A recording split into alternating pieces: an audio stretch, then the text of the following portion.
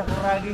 Tsaka every week po, papalaki ng papalaki yung mga kalaban namin. Kaya nga, dati liliit lang. Dati si Jimmy lang ang kalaban ko eh. Si Jimmy, si Lolo. So, malalaki ang katawan na. Ngayon, Malalaki.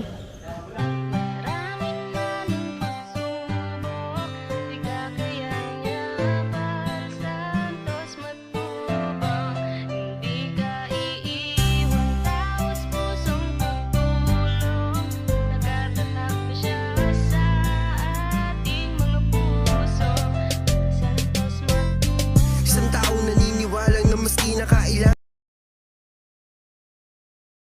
My YouTube channel. This is Kalinga Potpot Vlog, no? At meron tayong isang reaction video, no, mula po sa upload po ni Pastor E.R. Villagomez. At siyempre ito ay yung ano ba at bakit naging malungkot ang nagdaang Pasko ni Kalingap David. At siyempre bago tayo magsimula ay mag-shoutout po muna tayo. Mega love shoutout po sa ama ng Kalingap na si Kuya Bal Santos Matubang, Ate Edna Vlogs, Kalingap Rab, 10 ng kanyang mga kasamahan. At siyempre mega love shoutout po sa lahat po ng sumusuporta sa buong Team Kalingap. Isang mapagpalang umaga, tanghali o gabi mga Kalingap. Saan man kayong sulok ng mundo naroon, naway lagi po tayong gabayan ng poong may kapal. At siyempre guys, no, wag natin kalimutang suportahan ang YouTube channel po ng may-ari ng video ito na si Pastor E.R. Villagomez. Sa mga hindi pa nakasubscribe sa kanyang YouTube channel, please subscribe E.R. Villagomez YouTube channel at hit nyo yung notification bell para laging update sa kanyang mga upload videos and live streaming, no? So, ayan, simulan lang natin ang ating maikling reaction video, guys. David, kumusta ang ang Pasko vacation? Sad. Bas. Inunfriend ako, bas. Hindi yan joke. Joke. Hindi nga. Oh, bas. Grabe. Ay.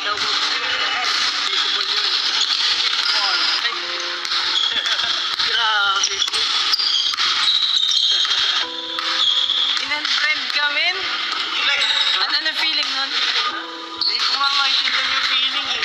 Alam mo yung tinatanong ko lahat ng katanungan sa utak. So, ayan, guys, no, ito po yung nakarang live po ni Pastor E.R. Villagomez kung saan sila ay naglalaro po ng basketball together with the Kalinga Prab at ang buong K-Boys, no? Kung saan, guys, no, habang pinapanood nila yung unang set of game ng basketball ay natanong po ni Pastor E.R. Villagomez kung kamusta naging Pasko ni Kuya David Vlogs. At ngayon, guys, no, at talagang nakaagulat, no, na agad nang tinahasang hindi maging magandang naging Pasko niya dahil mayroon pong nag-unfriend sa kanya, guys. At akala ni Pastor B.R. Villagomez ay joke lang, pero guys, no, mukhang hindi, no, ayon kay Kalinga Kuya David Vlogs, no, na hindi siya nag-joke tungkol do sa sinasabi niyang may nag-unfriend sa kanya, no. So sa social media, no, it means dito posibleng sa Facebook yan or another platform another platform po nasa ng social media site, no, guys, no. At talaga namang grabe at ayun, no, ikinuwento niya, no, na hindi niya rin lubos maisip, no, kung bakit, no, siya in-unfriend ng taong hindi naman niya totally pinangalanan, guys. At ano ba talaga pakiramdam ng isang na-unfriend, no? So, ito para sa akin, disclaimer lang, opinion ko lang. Guys, no, na-encounter ko na rin yan, guys, especially dito sa social media, no, sa platform na Facebook, guys, no. Alam naman natin minsan pag nagkakaroon tayo ng or merong taong special sa iyo na parang i-open up mo na, no, or i-level up nyo na yung friendship nyo, ay minsan talaga ay hindi na, i-ignore ka na niya na posibleng yan friend ka niya, no, iniiwasan ka na kausapin or i-chat man lang, guys, no, or magkaroon kayo ng communication. Pwedeng i-unfriend ka or i-block pa nga sometimes, guys, o i-restrict, guys, no. So napakahirap talaga ng ganung pakiramdam dahil yung na-encounter ko na in my based on my experience, guys, no. Talagang nakakaano talaga 'yon, nakakalungkot 'yon na Kuya David Vlogs, no, at talagang magsisink in sa'yo. Iisipin mo kung ano naging kasalanan mo kung bakit, no, sa taong kung bakit in-unfriend ka niyang bigla, no, na wala kang ka-idea, guys, no. Talagang nakakalungkot naman talaga 'yon. Kaya lang siyempre, respetuhin natin yung naging desisyon niya. Kung talagang in-unfriend ka, malay po natin in the future, no, o biglang i-accept uli, i-friend ka uli, or biglang nagkaroong hindi inaasahan personal kayo magkita sa isang lugar, no? At magkita kayo at maitanong mo or masabi niya, no? Kung hindi man maitanong mo or masabi niya kung bakit kanya in-unfriend, no? So ayos lang yan, Kuya David Vlogs, no? Relate na relate ako dyan, guys. So ayan, no? Talagang grabe nga naapektuhan dito si Kuya David Vlogs, no? At natanong pa kasi ni Pastor ER kung kamusta naging holiday vacation ni Kuya David's Vlog, guys. So sundan pa natin ang iba pang kaganapan, no? Sa nung gabi nagba-basketball sila, Pastor ER Villagomes together with Kalinga Prab at ang buong K-Boys, guys. So sundan pa po natin. Ito guys, Gano'ng katagal hindi naglaro? 2 months guys. Kailangan muna natin magpahinga. Kalingap Lo, Jimel! So guys, no, at ayun, no, pangalawang kanyang na-interview or tinanong, guys, no, si Kalingap Edo, no, kung bakit parang ngayon lang din nakapaglaro ulit si Kalingap Edo, no, o nakasama sa paglalaro nila ng basketball nitong mga nakarang buwan. At ayun, guys, no, nalaman natin, no, na naging busy si Kalingap Edo. Siyempre alam naman natin na nag-focus talaga siya sa kanyang YouTube channel, no, at sa paglingap, sa pag-scout, kaya siguro ay hindi siya nakakasama, no, nitong last 2 months na mag-basketball nila Kalinga Prab at ng buong iba pang member ng K-Boys, at pinaliwanag naman niya ang dahilan, no, naging busy si Kalingap Edo, guys. So sundan pa natin. Ayan, tapos nandito po si Dan. Si Ayan, Kalinga guys, Prab. sapatos sa binigay niya. paglalaro nila Kalinga Prab. Pure Health na dito. Kuya Red Zane. Shout out. Si Kuya Nel. Kuya Chilo na sa dulo. Umuwi na si Ian. Kuya Edu, ba't naisipan mo maglaro? Ang tagal mo din naglaro. Masira yung sapatos ko. Yun o! Yun o! Ayun, no, isip ang dahilan, no, guys, no, kung bakit daw naisipan ni Kalingap Edu mag-basketball o maglaro, no, ayon kay Pastor ER sa kanyang pagtatanong ay baka daw masira ang sapatos niya, guys. So ito lang, ito honestly speaking, guys, no, pag may mga rubber shoes na bago ka na nai-stock, talagang yan, magiging magapok yan, guys. Kaya dapat kung may, lalo pag marami kang rubber shoes, dapat salit-salita mong yan sinusuot, no, guys, no, para maano po talaga yan, magamit mo kasi, guys, no, pag naka-stock lang yan, posible talaga yung mga yung mga dikit niyan or yung mga may mga, kung may mga abupot or may nakadikit diyan, posibleng mag-fade talagang posibleng humuna o maging mahina na later on, guys, no. Tapos kahit pasabihin mo napakamahal ang bili mo diyan, kung hindi mo siya madalas gamitin o hindi mo talaga siya ginagamit, ay talagang posibleng masira po, no. Kaya maganda rin 'to naging sagot ni Kalingap Edo, no. Baka daw masira kanyang rubber shoes, no, kung hindi niya gagamitin na panglalaro ng isa sa mga favorite sports niya, ang basketball, guys. So sundan pa po natin. Yeah! Dami daw kasi sa sapatos. Regalo na galing ang Prab. Ay, grabe. Ay, parehas ito din. Kulay pa lang. Kulay. Lalaro po kami ng last game.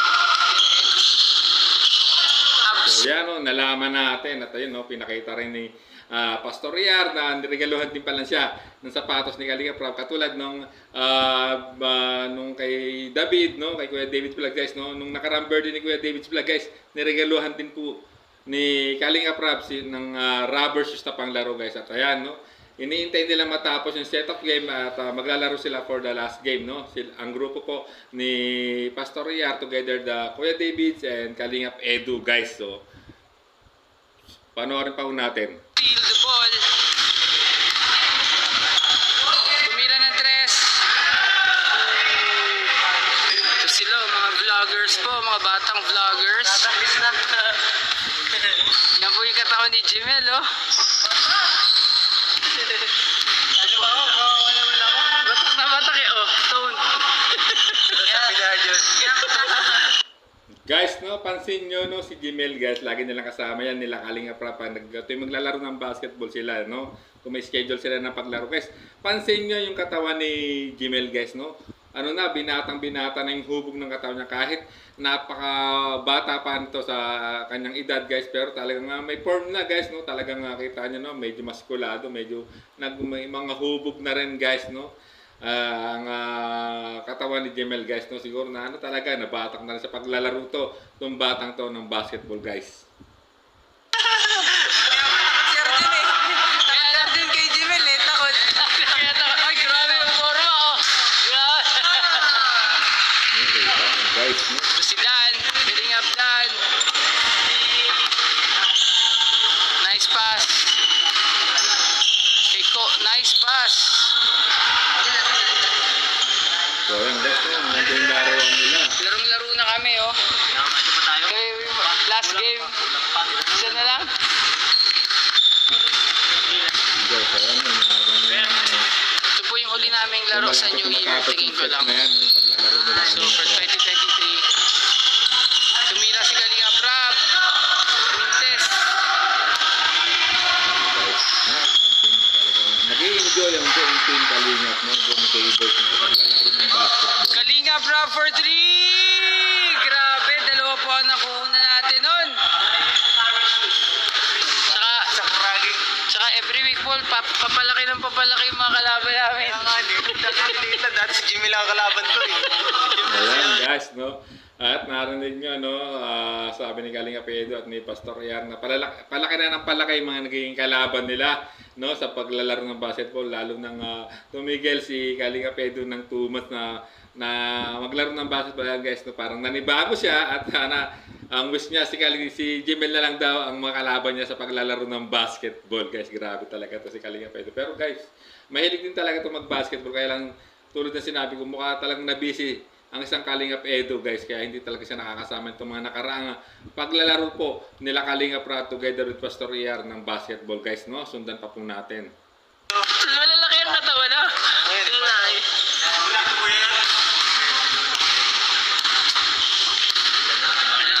Parang nanalo. Excited na daw si Edu makalaban si Lolo para suruin. Guys, no, narinig nyo.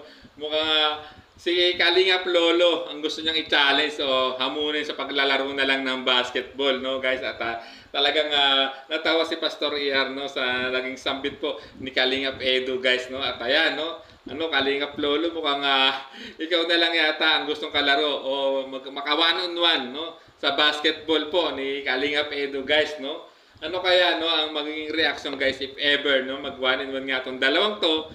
At alam naman natin na talagang siguro magiging ano to kung magkakaroon ng medyo ano lang to, tamang challenge ika nga guys, kasi nga alam naman natin na itong nakaraang vlog lang ni Kalingap Rab, no guys, no, lalo na yung kay Beyonce guys, no, maraming no nagre-request na itambal, no, si Kalingap Edo, no, kay Beyonce guys, no.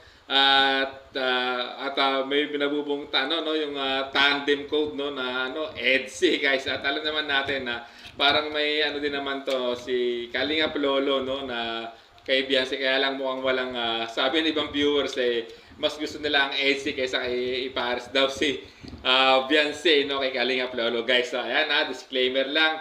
At ito ano lang natin pampagood babes lang tong ating mga dinagdag guys. At alam ko naman sa mga nakapanood po talaga ng vlog na yon ni Kalingap Rab, talagang maraming maraming kinilig, no, sa mga tirada ni Kalingap Edu, no, kay Beyonce. At nakita nyo naman talagang kinikilig at natutuliro, no, si Beyonce, no, sa nung vlog na yon guys, no, bago magpasko guys. At talaga naman grabe yung mga tirada ni Kalingap Edu doon. Yung iba talaga pinapaulit-ulit na panoorin yon guys. At yung iba nagre-request pa, no, ng part 2, no, yung vlog na yon guys, no. Siyempre kung i-request natin yon, siyempre alam naman natin paano pataasin natin yung views, no, nung vlog na yon kay Beyonce, no, na sa channel ni Kalingap Rab. Baka posible mapagbigyan tayo guys. At ayan guys, no, o what if, no, ito disclaimer lang, opinion lang, pampagood vibes lang, no. Paano kaya kung mag 1-in-1 ng basketball po, no, si Kalingap Edo at si Lolo, no, at manood si Beyonce, if ever lang guys, disclaimer lang, no, kanino kaya siya papalakpak, kay Kalingap Edo o kay Kalingap Lolo? Kayo na ang mag judge, no guys. So hanggang dito na lang ating reaction video na pampagood vibes guys. At siyempre itong paglalaro po ng basketball po nila Kalingap Rab together with Pastor Iar, at narinig ay ito yung pinakahuling activity nila dito sa taong 2023. Ika nga sabi ni Pastor E.R. Villanueva, guys, no? Ay, Villa Gomez, I'm sorry, guys. Pastor E.R. Villa Gomez, guys, no? At siyempre, kung gusto niyo pong mapanood ang full video nito, guys, puntahan niyo lang po sa YouTube channel ni Pastor E.R. Villa Gomez, guys. At siyempre, pakisubscribe ang kanyang YouTube channel sa mga hindi pa po nakasubscribe, guys. So, hanggang dito na lang ating reaction video. Maraming salamat po. Muli, ito ang Kuya Potot Vlog, o mas nilevel up ang pangalan, Kalingap Potot Vlog, guys, nagsasabing isang magandang umaga, tanghali, gabi, o mga Kalingap. At siyempre, advance Happy New Year po sa inyong lahat, guys. So hanggang dito na lang. Bye-bye!